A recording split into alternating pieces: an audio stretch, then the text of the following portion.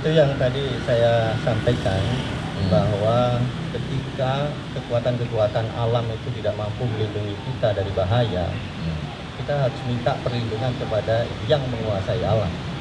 Ya, ya cara menguasai sampai kepada yang menguasai alam ya itu tadi kita masuk ke dalam sampai yang terdalam atau meningkat sampai yang tertinggi. Mungkin cara teknisnya gimana Pak Samsul? Begini, kalau dari segi spiritualitas, corona itu sebenarnya ya sama dengan kita, makhluk hidup juga. Ya makhluk hidup sama dengan kita, ya punya kehendak dia. Minimal makhluk ya.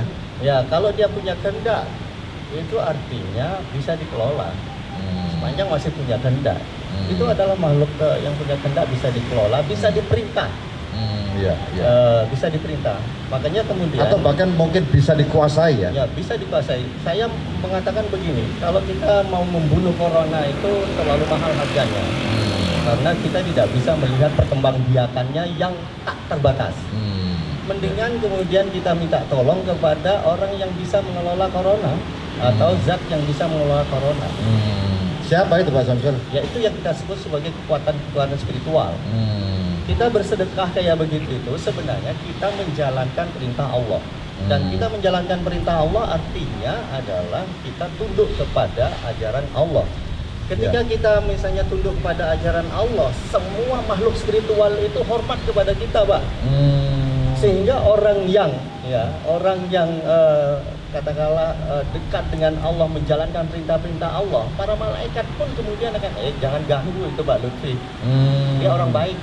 Itu gitu kepada ya? Corona itu loh Pak. Jangan juga coba-coba mengganggu atau mendekati Pak Rektor, jangan, dia orang baik. Itu bisa dikelola ya.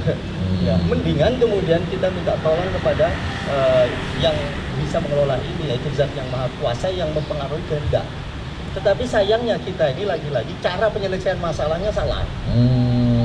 Melarang azan, padahal suara azan itu sampai kemana dia menembus itu menyelaraskan dunia.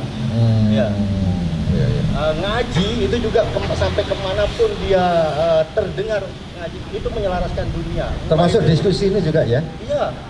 Iya, jadi kita ini menyelaraskan juga ya. Kita melakukan kebaikan di sini ini juga revitalisasi sel-sel kita yang tadinya sakit menjadi sehat.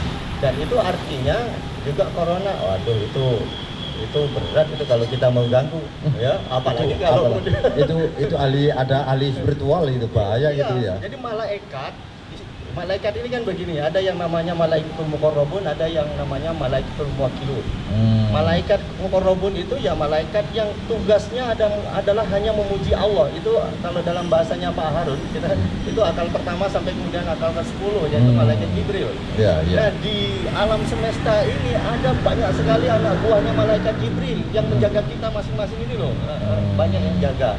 Nah kalau malaikat Jibril bilang, corona jangan dekat-dekati itu warga UIN itu, tidak boleh ada orang yang itu, selesai masalah Pak.